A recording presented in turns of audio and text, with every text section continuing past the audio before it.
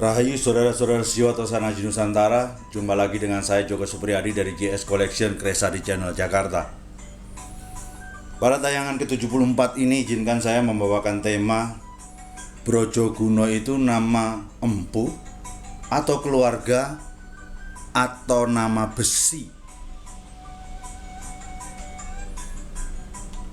Untuk memulainya, mari kita coba mulai dengan sebuah review terlebih dulu. Di depan kita melihat ada rangkai yang sangat cantik sekali. Kita dekatkan biar kelihatan semakin eksotik.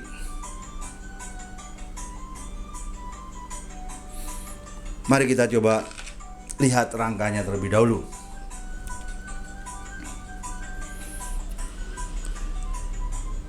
Untuk pada rangka ini merupakan suatu kombinasi antara yang hitam ini adalah kayu arang, yang putih atau krem ini adalah pakai inisial GG. Pendoknya belewahan, kemalu hitam. Pada handle kelihatan lebih keras, kayunya kayu ebony, hampir mirip seperti kayu arang, namun jauh lebih keras. Yang ornamen putihnya adalah GG juga. Ini adalah sebuah kreativitas yang sangat luar biasa. Merangi zaman now tidak kalah dengan yang dulu. Jadi kalau kita lihat gambaran dari rangkanya, sudah merupakan sesuatu hal yang sangat luar biasa.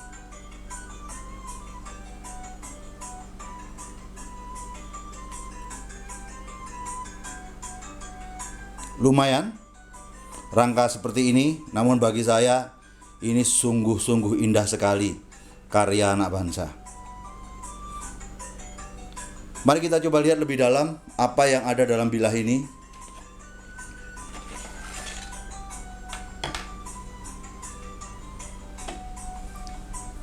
Ternyata di bilahnya adalah keris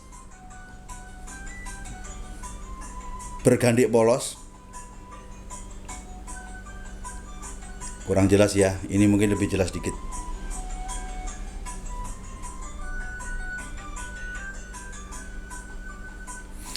Keris ini bergandik polos, tanpa gereneng, hanya ada tikal alis. Kemungkinannya cuma dua, kalau nggak tilam upih ya tilam sari.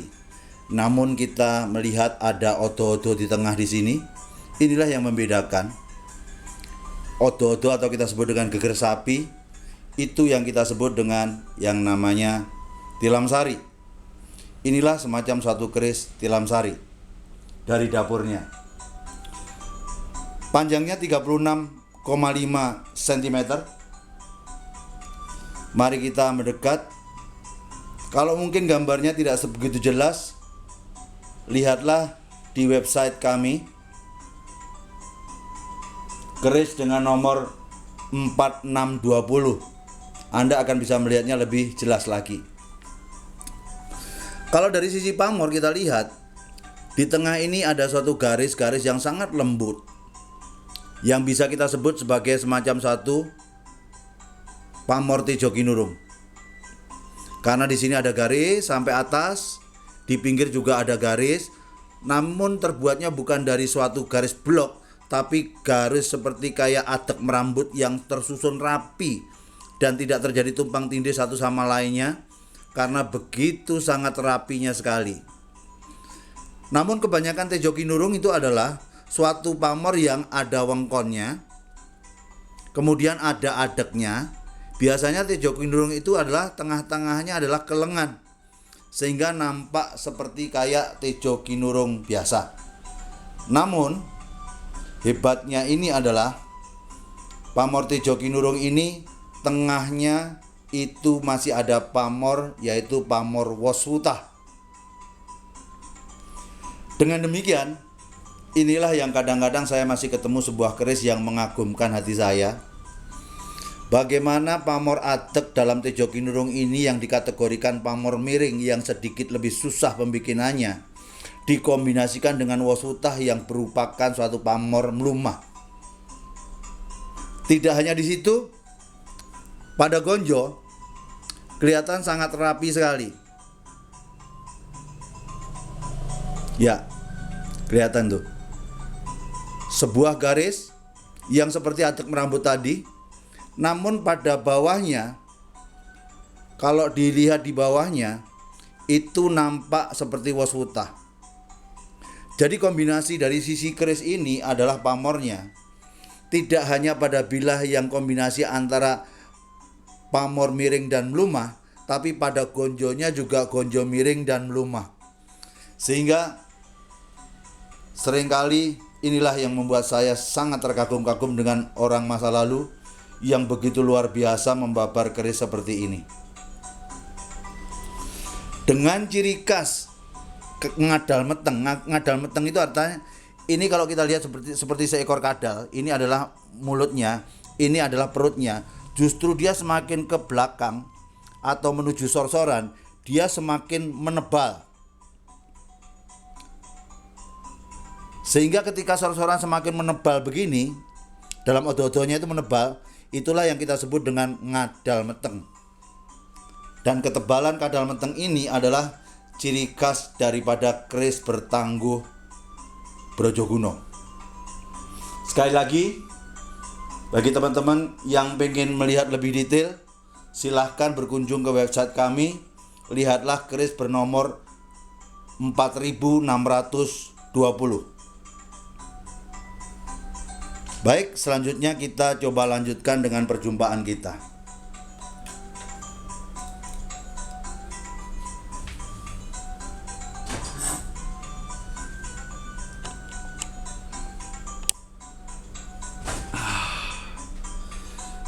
Sudah lama tidak ketemu, rasanya kangen juga. Seperti biasa, mari kita awali dalam doa. Semoga senantiasa yang terindah dan yang terbaik terlimpah untuk kita semua. Amin. Mungkin di perjumpaan ini saya ingin pertama kalinya menyampaikan sebuah pengumuman. Saya pernah sampaikan ini, namun perlu saya ulang agar tidak jadi salah tangkap. Dipikir saya orangnya kelihatan sok sombong begitu. Bukan. Saya punya maksud. Banyak setiap hari teman-teman yang bertanya dengan kirim gambar ke WA saya. Ini dapur apa? Ini pamor apa? Tangguhnya mana? Ini keris baru atau keris tua? Sebenarnya saya sudah pernah memberikan suatu solusi.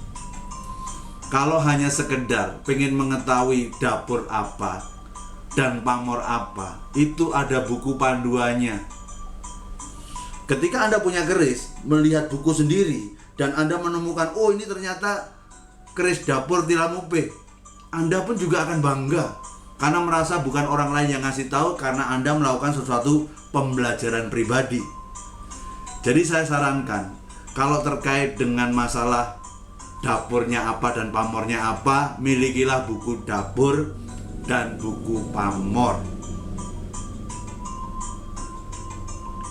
agar kita sama-sama melakukan eksplorasi bareng-bareng tentang budaya Tosanaji ini dari seluruh lapisan mereka yang suka budaya Tosanaji ini. Dan kalau pertanyaannya itu menyangkut masalah tangguh, sebenarnya tangguh itu gak risiko, karena tangguh itu adalah estimasi. Saya mau ngomong apapun juga namanya estimasi, gak salah. Cuman bagi saya menangguh keris itu sangat berisiko. Dan saya jujur akui, saya tidak bisa menangguh keris dengan hanya melihat kiriman gambar saja, saudara-saudara. Kalau ada teman-teman yang bisa melihat bahwa gambar, oh ini aja segalo, oh dengan gambar ini aja udah langsung Madura Koso, barangkali orang itu memang sangat luar biasa. Silahkan bertanya pada yang bersangkutan. Kalau saya akui dengan jujur, karena menganggap menangguh itu risikonya besar, saya katakan gampangnya saja, tidak bisa menangguh keris hanya melihat gambar saja. Tapi berarti saya tidak mau membantu? Bukan. Silahkan datang ke galeri saya. mari kita tangguh bareng-bareng. Ketika sama-sama datang, kita melakukan observasi fisik bersama, dan Anda pun juga akan dapatkan satu pembelajaran langsung. Nah, disitulah marilah kita observasi bersama-sama. Jadi, mohon maaf saya nggak bisa menangguh dengan gambar kiriman Anda. Yang bisa saya lakukan, ngajak bareng-bareng ketemu yuk untuk melakukan sesuatu observasi fisik bareng-bareng menangguh keris itu. Semoga dengan tambahan pengumuman ini semakin memperjelas. Jadi, mengenai dapur dan pamor, milikilah buku agar Anda bisa melakukan pembelajaran mandiri. Anda akan menjadi bangga terhadap diri sendiri karena bisa menemukan di balik misteri yang Anda tidak tahu. Dan mengenai tangguh, mari kita ketemu untuk melakukan observasi fisik bersama, karena saya tidak bisa melakukan observasi hanya dengan mendapatkan kiriman gambar. Tapi bagaimana daerah saya jauh? Kalau jauh, ya silahkan kirimkan kerisnya atau datang ke Jakarta, atau di kota-kota banyak senior-senior yang bisa membantu Anda. Silahkan berkumpul dengan para penggemar Tosana di suatu daerah. Di situ pasti ada yang bisa membantu Anda. Demikian pengumuman. Mari kita kembali ke topik. Topik kita adalah menyangkut tentang Empu Brojoguno. Jadi menggelitik, tema saya adalah Brojoguno itu nama empu atau nama keluarga atau nama besi. Kalau kita kembali tentang masalah Brojoguno, saya meyakini Brojoguno adalah nama seorang empu, sekaligus dia juga punya keluarga. Tapi kalau menyangkut tentang besi, saya tidak suka mengatakan bahwa besi ketika ditancapkan ke koin langsung kita sebut dengan besi Brojoguno. Saya sudah kasihkan tahu, setiap keris di mana komposisi bajanya lebih banyak daripada besinya, siapapun yang membuat komposisi itu, cari koin, tancapkan, pasti menancap karena komponen bajanya lebih banyak. Kenapa saya tidak suka menyebutkan itu besi Brojoguno? Karena Mageti I, Mbah Guno, karena dia dipercaya oleh Diponegoro sebagai empu kepalanya, dan saat itu sedang dalam satu proses perang besar, perang Jawa, wajar kerisnya dibuat yang sangat tajam dengan menggunakan komposisi baja yang lebih banyak. Keris-keris empu Mbah Guno pun juga ditancapkan koin juga nempel. Sehingga bagi saya Brojoguno adalah seorang empu, sekaligus juga nama keluarga, tapi bukan nama besi. Semoga cukup jelas. Mari kita coba mulai dari sisi cerita Empu Brojoguno. Sumber pertama adalah sumber dari Madura sana. Brojoguno kalau di Madura disebut sebagai Brejeguna, dan Brojoguno itu adalah seseorang dari desa Wonoayu yang hijrah ke Kartosuro. Saat itu era Mataram akhir, dan saat itu yang menjadi raja adalah Amangkurat III. Kalau kita coba telusur sejarah, Amangkurat III berarti dia jumeneng pada tahun 1703 Masehi. Berarti itulah saat-saat adanya Brojoguno Suwito ke Kartosuro. Yang pertama itu saya sebut sebagai Brojoguno awal atau Brojoguno I, dan dia terus berkarya setelah yang namanya Amangkurat III. Kan ada Pangeran Puger yang menyebut dia sebagai PB1. Kemudian digantikan Amangkurat IV. Terus dilanjutkan dengan PB2 yang anaknya Amangkurat IV. Sehingga perjalanan Brojoguno I itu dari Amangkurat III sampai dengan sekitar PB2-an pada tahun 1745-an. Rentang waktu 40 tahun berkarya menurut saya sangat luar biasa. Dan sumber dari Madura ini kok sesuai dengan Primbon Pratelan Osiaji karangan Raden Pringgoharjo. Di situ menyebutkan memang Brojoguno berasal dari Madura. Namun sumber di Solo itu mengatakan bahwa Brojoguno itu ada pada saat era PB4. Dan menurut sumber Solo, Brojogono itu cuma satu. Buat saya, jangan terlalu pusing yang berkaitan dengan sejarah kalau di kita sering multitafsir, karena memang ceritanya selalu seperti itu dan alasannya nanti kita akan bahas. Jadi kembali lagi, ceritanya ada dua versi. Kalau versi pertama yaitu tentang Brojogono tadi, yaitu Brojogono I mengabdi pada era Amangkurat III. Dia membuat suatu keris atau tombak dengan komposisi baja yang lebih banyak sehingga secara tantingan jauh lebih berat. Dan karena ya lebih banyak bajanya, dia bisa menembus perisai pelindung lawan konon. Kalau sekarang pembuktiannya di koin seribuan yang lebih keras tadi. Brojogono I itu punya panjang wilayah di atas keris-keris Mataram. Seperti kita tahu, keris Mataram itu standarnya 3637, berarti keris Brojogono ya 37 ke atas. Itu Brojogono I. Dengan ciri khusus ngadal meteng seperti saya jelaskan di atas tadi. Begitu di bawah dia posisinya menjadi otot-ototnya semakin tebal, seperti kayak kadal yang sedang hamil. Di samping dia punya semacam suatu gambaran ngadal meteng, gonjonya agak melengkung. Jadi tidak seperti kayak keris Cirebon, dia lurus banget. Kalau ini agak melengkung dikit. Di samping dia ganjanya agak melencong sedikit, sirah cecaknya itu tidak terlalu lancip. Sirah cecak itu di sini, di bawah wuwungan gonjo ini kelihatan sirah cecak. Kalau kita tahu bahwa keris-keris Madura itu adalah menggunakan gonjo sebit rontal, sehingga keris Madura itu sirah cecaknya sangat lancip dan gulu meletnya itu sangat pendek, dan wetengahnya itu menjadi lebih besar karena sebagai penampung pesi-pesi Madura yang sangat besar. Tetapi kalau keris Brojogono sedikit nggak terlalu lancip, sedikit nggak terlalu gede gulu meletnya sama wetengahnya, sehingga hampir mirip-mirip seperti kayak Madura, tapi nggak terlalu lancip banget, cukup lancip aja. Nah, kemudian kita bicara masalah yang kita sebut dengan pamor. Orang ini sangat luar biasa hebat. Makanya ketika membuat suatu keris berpamor, pamornya itu selalu rumit. Bayangkan ini adalah suatu pamor di mana Tejo Kinurung tengahnya bukan istilahnya kelengan, sudah Tejo Kinurung itu adalah pamor yang paling sulit. Ditambahkan lagi dasarnya merupakan suatu pamor wasuta, sehingga merupakan kombinasi pamor miring dan pamor peluma. Berarti itu menunjukkan pamor yang dia buat itu selalu rumit. Di samping rumit, tapi dia juga lembut dan sangat rapi. Dan posisi pamornya pandes. Pandes itu nancep ke besinya itu sangat dalam. Dan kalau berupa keris lurus, gandeknya biasanya gandek kan lurus ya.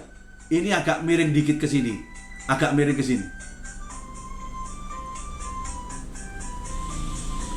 Pasikutan daripada keris-keris Brojogono adalah melambangkan sesuatu yang sangat keras dan gagah serta meyakinkan. Itulah pasikutan atau kesan rasa dalam melihat keris Brojogono. Keras, gagah, dan meyakinkan.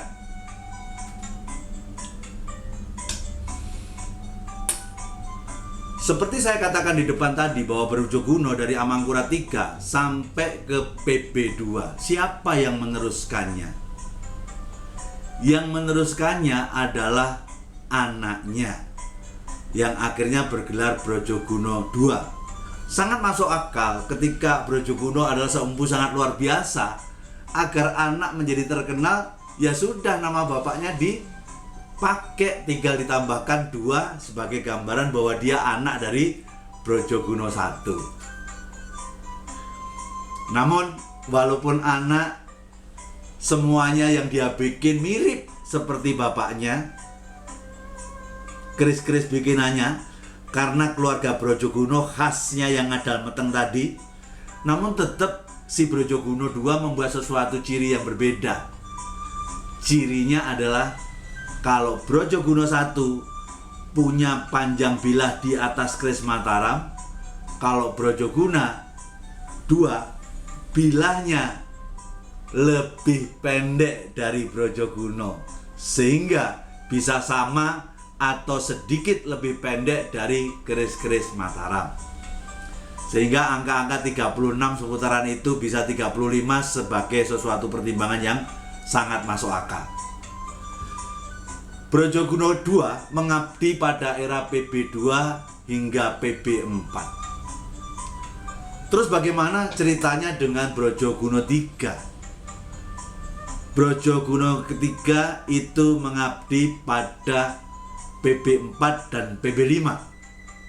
Dan bahkan saat PB5 masih menjadi Pangeran Pati, yang sangat dekat dengan Brojogono III adalah PB5 yang saat itu masih belum jumeneng noto. Dia membuat sesuatu ciri-ciri keris yang hampir sama dengan bapaknya ataupun kakeknya, tapi secara diferensiasi dia mulai tongol. Dia selalu membuat yang namanya gonjo ini dibuat jauh lebih tebal, dan dia buat gonjonya lebih panjang. Kalau Brojogono I dan II dia lebih pendek gonjonya, tapi ini lebih panjang.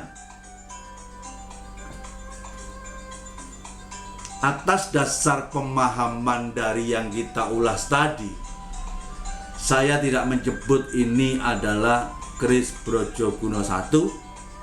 Saya juga tidak menyebut keris Brojogono II, tapi ini keris saya tangguh. Tangguh ya, estimasi berarti keris ini dibikin di era PB4 PB5 dengan empu tangguh Brojogono III. Sehingga dengan penjelasan saya ini menjadi jelas posisi saya, bahwa saya lebih percaya sumber dari Madura sekaligus yang terkait dengan buku karangan Pratelan Pusaka tadi. Jadi saya sangat meyakini posisi itu, yaitu melihat primbon Pratelan Wesi Aji. Sehingga Brojogono itu sebuah empu dan punya keluarga. Karena hebat dari mulai Brojogono I, otomatis Brojogono II dan III diakomodasi oleh Keraton Surakarta. Bicara tentang kontroversi, ada yang menyebut Brojogono cuma 1, ada 1, 2, 3. Bagaimana sikap kita terhadap satu kontroversi? Nggak usah repot-repot, tidak usah memperdebatkan berlebihan. Inilah problemnya kita. Problem di bedah sendi atau sejarah yang disenengkerkan. Saya suka pakai kaos ini karena saya dikasih teman saya, sehingga ketepatan kok oke. Tapi sebenarnya saya bukan tipikal orang yang suka mensinengkerkan keris. Keris itu harus dijelaskan kepada semua orang bahwa seperti apa, karena mata rantai generasi selanjutnya harus paham. Karena kalau disenengkerkan, ini nanti yang namanya sejarah pun juga bisa bengkok menjadi sebuah legenda. Jadi ini cuma hanya sekedar saya senang pakai aja. Tapi secara paham saya tidak suka mensinengkerkan keris. Tapi memberikan tempat terhormat bagi keris itu wajib, karena itu karya luhur dari nenek moyang kita. Jadi bicara tentang masalah kontroversi, silahkan Anda pilih. Karena kontroversi selalu ada di kita. Misalnya Empu Supo Mandragi, ketika dia masuk menjadi Empu Mojopahit, diberikan suatu pekerjaan untuk mencari suatu keris Mojopahit yang hilang, Jalak Sumelang Gandring. Dia merasa firasat dia ada di timur. Dia itu masuk ke Madura, karena timur dari Mojokerto kan, dan bergelar Empu Koso. Tapi sumber Madura mengatakan, enggak, Empu Koso bukan Supo Mandragi. Empu Koso orang Madura. buat saya perbedaan selalu ada di kontroversi kita. Untuk itu, atas dasar itu sendiri semua terjadi karena apa? Terlalu banyak benda seni yang disenengkerkan, dan kita itu kelemahan mendasar orang-orang kita itu adalah kita tuh lemah dalam budaya pencatatan. Sehingga akhirnya semuanya sebab katanya. Untuk itu saya hanya cuman bersaran, suatu perbedaan dalam suatu pemahaman yang menimbulkan sesuatu kontroversi hanya membutuhkan satu kata, yaitu perbanyak toleransi. Wong sama-sama kita suka keris kok, sama aja. Ada yang satu mengatakan keris itu isinya doa, yang lain mengatakan keris itu isinya kodam. Perbedaannya itu apa? Ya sama-sama, yang penting pokoknya suka keris saja. Sama dalam pembabaran saya sebelumnya saya jelaskan, kita sudah semua percaya bahwa Tuhan itu adalah zat yang maha agung. Anda meyakini dengan agama A, B, C, D, E, silahkan. Agama Anda meyakini 100% itu harus karena keyakinan Anda. Tapi terhadap keyakinan yang berbeda, kembangkan toleransi. Sama juga Tosanaji. Kita semua suka Tosanaji, tapi sukanya dengan keyakinan A, B, C, D, E beda. Bagaimana? Yang Anda yakini, ya yakinilah. Tapi perbedaan dengan sesama yang sama-sama suka Tosanaji, bertoleransilah. Jadi selama budaya itu sempat disenengkerkan dan proses pencatatan kita sangat minim, selalu ada distorsi itu dan kontroversi akan terjadi.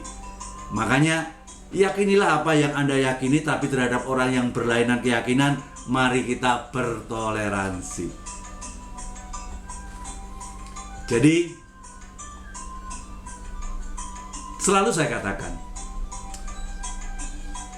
belajar berkeris itu bukan untuk menjadikan diri kita sebagai seorang ahli. Kita belajar berkeris itu untuk menumbuhkan rasa tambah cintanya kita kepada budaya Tosanaji. Ketika kita cinta budaya ini, kita akan jadi memiliki Tosanaji tadi.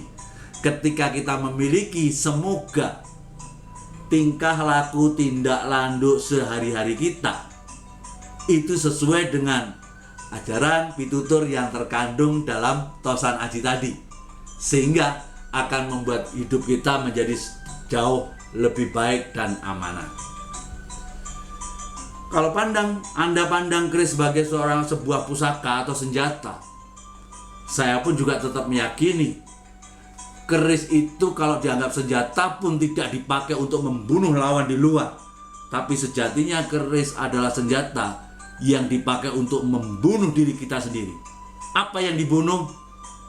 Ego pribadi kita. Makanya keris yang syarat atas ilmu yang adiluhung yang sangat luar biasa, itulah yang membuat kita menjadi sangat luar biasa. Jadi akhir daripada suatu cerita berkeris malah membuat orang ego harus semakin turun. Itu saja saudara-saudara perjumpaan kita. Demikianlah apa yang saya saksikan. Semoga bermanfaat. Yang cocok mohon dipakai, yang nggak cocok tinggalkan saja. Rahayu, rahayu, rahayu, sagung dumadi.